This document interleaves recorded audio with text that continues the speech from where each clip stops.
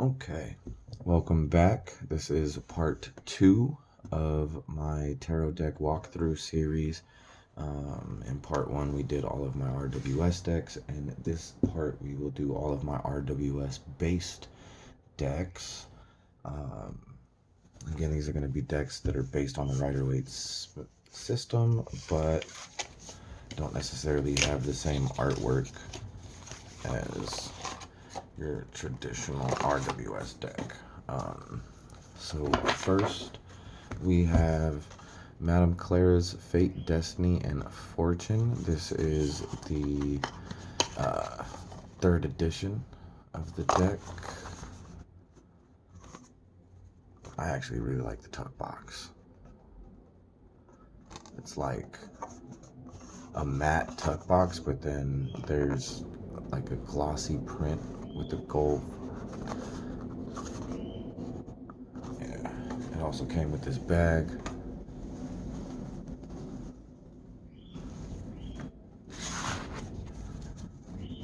The gold edging or gilding on this deck is amazing. It has never clumped ever. It's not hard to shuffle. I riffle shuffle, and I've shuffled this deck a lot, and the gold gilding on it is still really good. I mean, it flakes like any gold gilding will, but this has actually been holding up pretty nicely. And as you can see, the artwork is based on the RWS, like your classic Pamela Coleman Smith artwork, but it's definitely different. It's definitely got its own take on the artwork there. And then the cards also, this is one of the extra cards, the Eye of Providence, but they have these keywords or phrases at the bottom of the card, and then they also have them in the fashion that when they're reversed, you also have a phrase or a saying that defines the meaning of the card in its reversed position. I really like these cards. It's definitely been a good deck to work with. It would be a really good deck for beginners as well, because the artwork is very much RWS, but it's not actually the RWS artwork, Pixie's artwork. So I really like this deck. It's actually my soul deck. I will definitely be doing a walkthrough of this one, like a full one.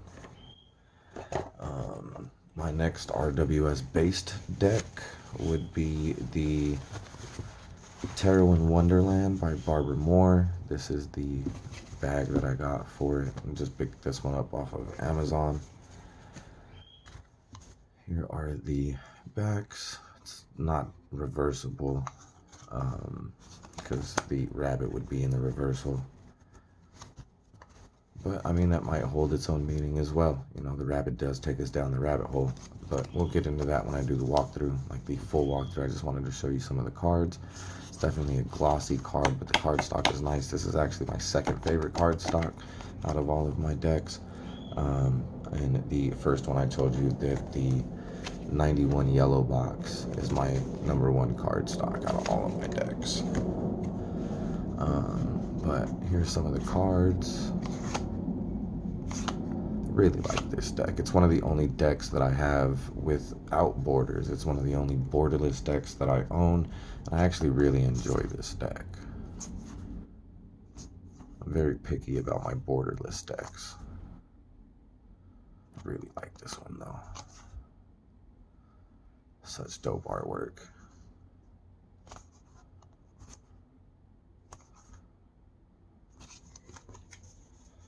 Alright, that is the Teran Wonderland by Barbara Moore.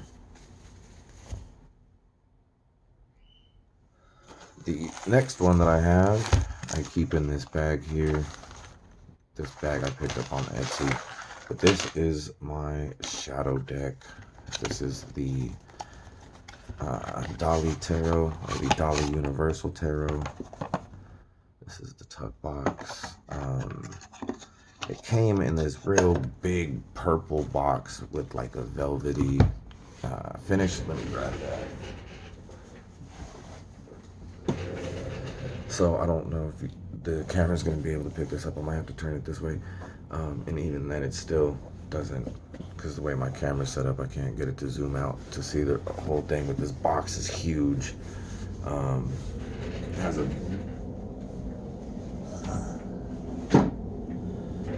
has a really big guidebook in it, but it's actually really detailed as far as the cards are concerned. And then if you look, it's real Rider-Waite based. Of course, like I said, I do read reversals, so some of these might be upside down, but it is very Rider-Waite based.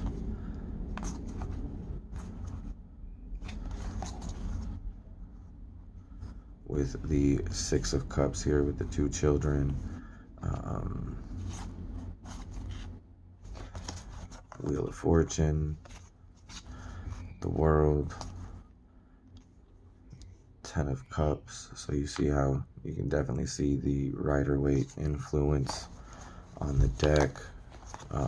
But the King of Coins, that's actually Salvador Dali. He painted himself into the deck. This is actually the deck that, one of the two decks that got me into tarot as a whole. So it wasn't my first deck, but it was one of the decks that I had been eyeing for a very long time, before I had actually bought my first deck of cards. So I really like this one. This is a newer version. It's not a vintage version. I would really like to get my hands on a vintage version. But, you know, with time, I will more than likely end up with one. Let me put this right here. The next Rider-Waite Smith based tarot deck that I want to show you guys would be the Lion Strider. If the Dolly is my shadow deck, the Lion Strider is my light work deck, hands down. The box is sturdy. We'll go over all of that when I do the actual walkthrough. Really like the book.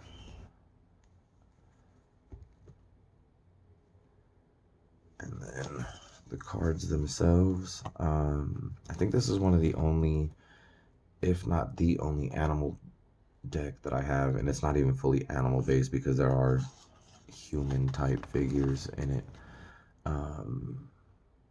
But I really like this deck. If, like I said, if the Dolly Universal is my shadow deck, then this is my light work deck for sure.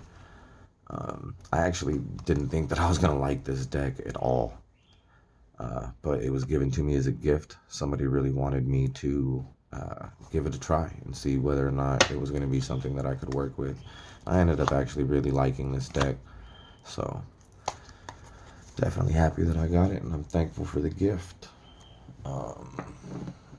The next Rider-Waite Smith based deck that I have would be the Zombie Tarot. It's in a telescoping box, I think is what that's called.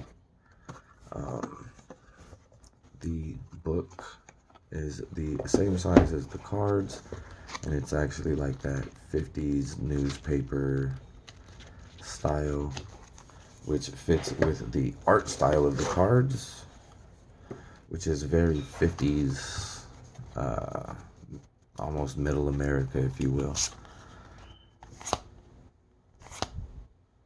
with the Fool card.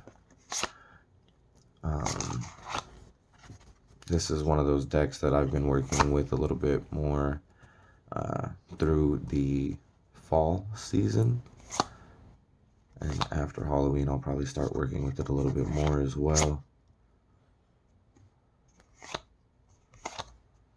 It's a really cool deck. I also didn't think that I was going to like this deck either, but it was cheap, and a friend of mine suggested that I get it. They said that it would probably be something that I enjoyed. The artwork is actually kind of comical.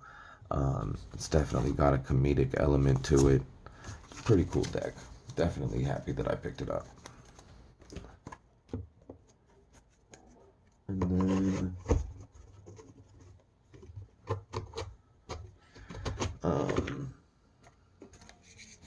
let me see.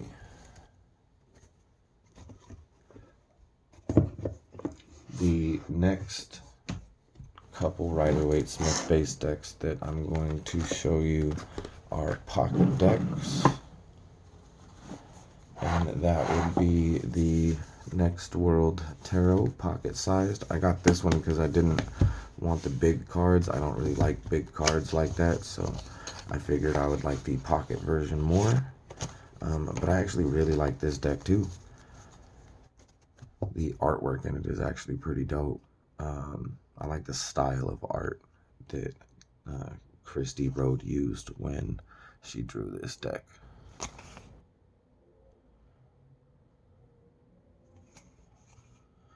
Oh wait, let me check the book. Did she write the book and do the cards? Yeah, looks like it.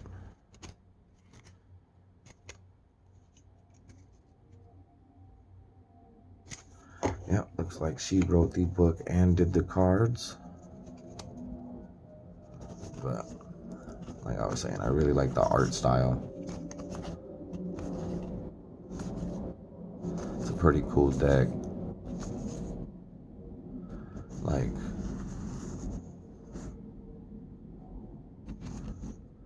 definitely some of the cards have been changed name-wise, like here.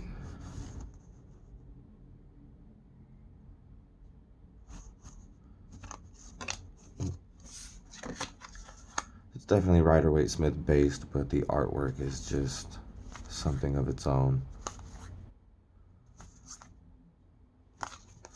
Definitely like it. Glad I picked that one up too. And then the last Rider-Waite-Smith based deck that I have is the Wonderland Tarot in the tin. I'm actually trying to find the full-size version of that from the 70s, the one that came in the yellow tuck box, but that one's been hard to hunt down, so I do have this one just to kind of hold its place in the meantime. Here's the back. But definitely like this one. Fan of Alice in Wonderland, so definitely a cool deck to have. And that looks like all of the decks that I have in the Rider-Waite-Smith based portion of the collection. So I think we will call this one there, and then I will see you in part 3 when we do the Marseille and Pip decks. Thanks for coming along.